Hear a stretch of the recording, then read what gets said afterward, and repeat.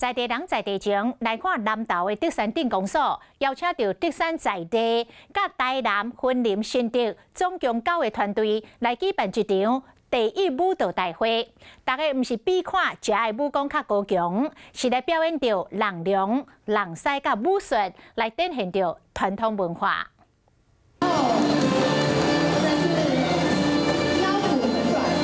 一开场就是精彩拍风雷，大家一直拍扑啊！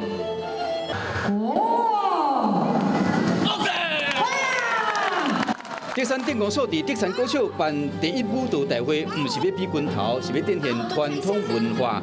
东一长人的狮头，嘛是即马愈来愈罕去看到的台湾狮。阮安尼讲，我做这个物件讲互大家知影，安尼，我都看我都传承落吧，互大家进来看当。